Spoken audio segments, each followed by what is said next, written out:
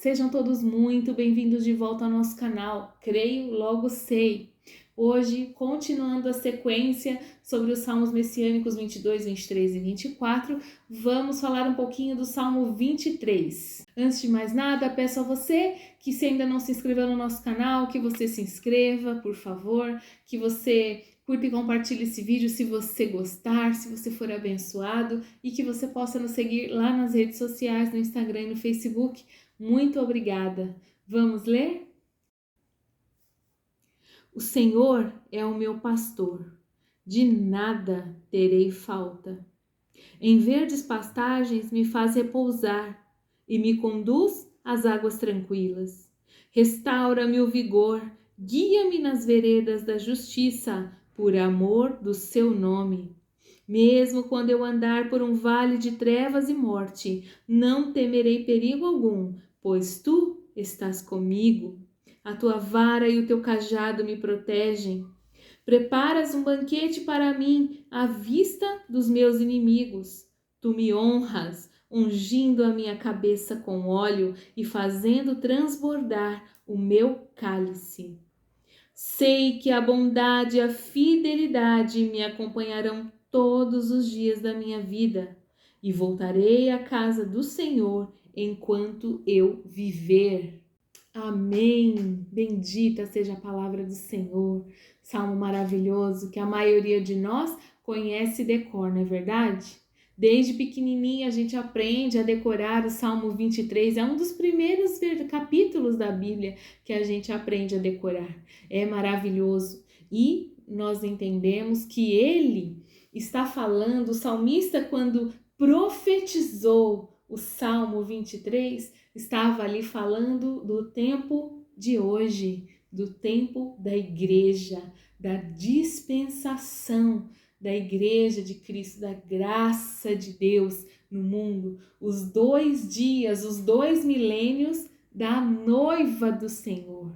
Como é a vida, ou como deve ser a vida prática do crente, daquele que faz parte do corpo de Cristo, da igreja de Jesus. E aí ele começa dizendo: o Senhor é o meu pastor, de nada terei falta.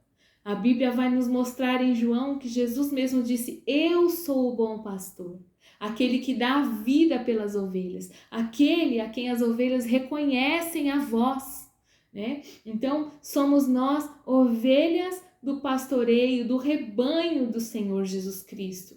Nosso ouvido só deve ouvir a voz dele, deve rechaçar a voz do lobo, né? A voz dos maus, dos mercadores, do ladrão, e ouvir apenas a voz do bom pastor, aquele que sabe e quer nos conduzir a verdes pastagens. E aí ele diz o seguinte: de nada terei falta, porque o Senhor é o meu pastor, de nada terei falta.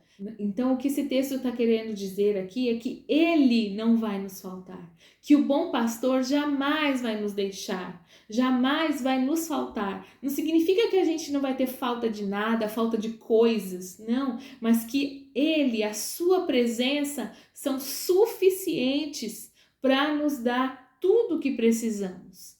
Se o bom pastor está com a ovelha, nada nos falta. É como aquele corinho: quem tem Jesus tem tudo, quem não tem, não tem nada. A presença de Jesus dentro de nós, a certeza da salvação em Cristo, Jesus habitando por meio do Espírito Santo dentro de nós, é a plena satisfação, deve ser a nossa plena satisfação. Então, essa deve ser a vida prática do crente.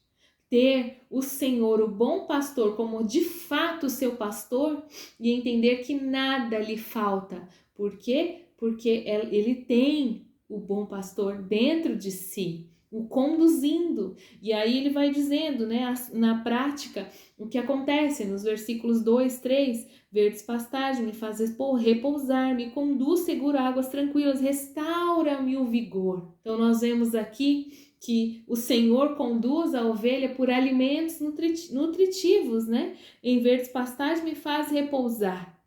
quer dizer, e me conduz a águas tranquilas. Nós sabemos que o nosso alimento é o quê? Espiritual, é a palavra de Deus.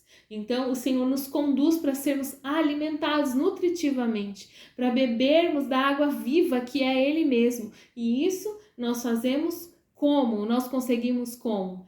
No estudo da palavra, na oração, na vida, em comunhão, né? Intimidade e comunhão com o bom pastor, com o Senhor.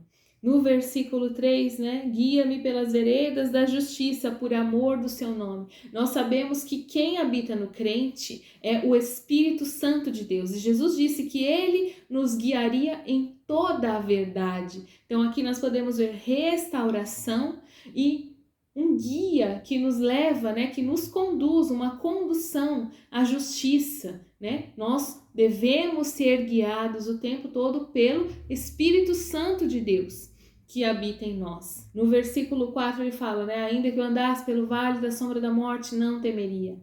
Então aqui está o fato de não devermos temer, né? A palavra também diz que o verdadeiro amor lança fora todo medo. O amor de Jesus deve ser suficiente. A presença do Senhor em nós deve ser suficiente para não nos permitir medo, porque Ele está conosco, né? É o que Ele vai até falar, porque tu estás comigo, por que eu temeria? Então, assim deve ser também mais uma característica da nossa vida prática. Volta. Também podemos ver nos versículos anteriores repouso e descanso, né? A nossa vida não é fácil, nós estamos sujeitos a inúmeras adversidades, a sofrimentos, a tantos problemas, mas no Senhor nós sabemos que podemos encontrar refrigério, repouso, descanso somente no Senhor, sabe? Tudo que pode estar ao nosso alcance da ciência, da medicina são bons e devemos realmente fazer uso sim, se precisarmos. Mas o fato é que pleno repouso, pleno descanso, plena cura podemos e devemos encontrar também em Jesus. Para as inquietações da alma, né? A ansiedade que às vezes nos corrói, alma inquieta, alma entristecida, preocupada demais, tudo isso nós devemos e podemos encontrar descanso, paz, cura, conforto no Senhor. Aí no versículo 5 ele diz, né? Preparas um banquete perante mim na presença dos meus inimigos.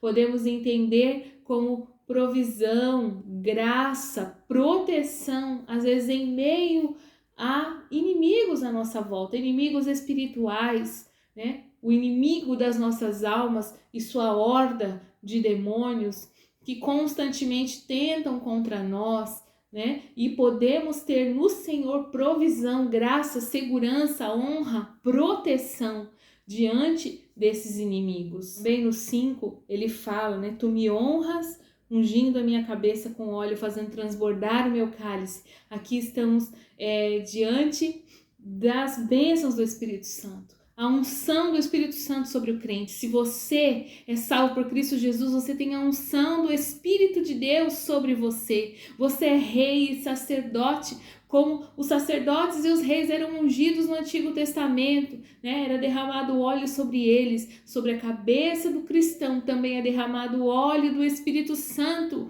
Você é ungido por Deus e a unção de Deus é capaz de quebrar todo jugo. E aí também ele diz que faz o cálice, que o pastor faz o cálice transbordar. Por isso, queridos, somos chamados a uma vida de comunhão com o Espírito Santo, né? A água viva do Senhor, que é uma fonte a jorrar para a vida eterna, que quem beber dela não terá mais sede. É isso, é transbordar, é fazer o cálice transbordar do vinho do Senhor, do Espírito Santo. Então é algo que deve começar em nós, na nossa intimidade, na nossa comunhão com o Espírito de Deus e extravasar, né? Transbordar e atingir-os à nossa volta, não é verdade? Então, dentro de nós, né, sermos cheios da presença do Espírito de Deus, dessa água maravilhosa, do vinho novo do Senhor, que é o seu Espírito, a sua alegria, a sua presença, a sua condução, a sua direção, a sua santidade e o seu poder para agir, para viver em nome dele, e também isso acaba transbordando dentro de nós à medida em que nós o buscamos, à medida em que ansiamos por ele. E aí ele conclui maravilhosamente nos dando essa promessa: certamente a bondade e a misericórdia me seguirão todos os dias da minha vida, como se fosse realmente uma escolta. A bondade e a misericórdia do Senhor me escoltam todos os dias da minha vida. Você, desde o dia em que recebeu a Jesus Cristo como seu Senhor e Salvador, nunca deixou de andar um dia sem a bondade e a misericórdia do Senhor do seu lado. Isso é maravilhoso, não é? Por onde você vai, dormindo, acordado, trabalhando, levantando, cuidando da casa, estudando, cantando, ministrando na igreja, brincando, viajando, passeando, trabalhando, ralando, em todos os lugares, em todo o tempo, estão ao seu lado a bondade e a misericórdia do Senhor. Maravilhoso isso, não é verdade? Glória a Deus, aleluia, porque elas nos escoltam, elas nos protegem. Existe uma música muito linda que aqui em português também já gravaram, né? Que chama Bondade de Deus. E em inglês, no original dessa letra, que eles citam essa passagem, né? Do Salmo 23:6. E a pessoa que fez a letra, né? Não sei se foi a moça, eu sei que a moça que canta lá da Bethel, ela fala assim, que a tua bondade está correndo atrás de mim. Ela está falando isso para o Senhor. A tua bondade está correndo atrás de mim. E faz lembrar de outros versículos, né? Quando fala que as bênçãos correrão, nos perseguirão. Não é verdade? Então é isso que acontece com você na prática. A bondade e a misericórdia do Senhor estão juntinhos de você, não largam do seu pé. Se você correr, elas correm também atrás de você. Mas o Senhor nunca vai te deixar desamparado.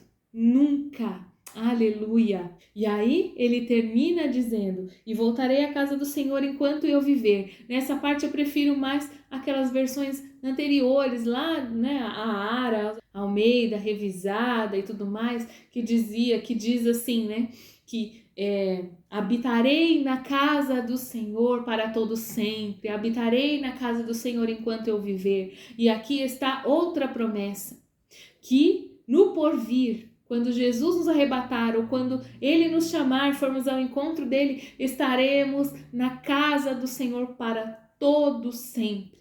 Já estamos na casa de Deus hoje, porque somos a casa de Deus. O Espírito Santo se contém em nós e depois, aí sim, estaremos para sempre com Ele, né? Habitando na casa do Senhor por longos dias, por toda a vida, enquanto eu viver, para sempre. Aleluia! De lá ninguém pode nos arrebatar, de lá ninguém pode nos tirar, nada nem ninguém pode nos separar do amor de Deus que está em Cristo Jesus, o bom pastor, o pastor do Salmo 23, meu amado. Se você tem a Jesus, saiba, Ele é o seu pastor e de nada você terá falta junto dele. Amém? Aleluia por isso. Glória a Deus. Eu espero que essa passagem, que esse texto, que esse vídeo fale docemente ao seu coração, que Deus te abençoe e te guarde nesse dia e amanhã a gente se vê aqui de volta. Um grande abraço e fiquem todos na graça e na paz do Senhor.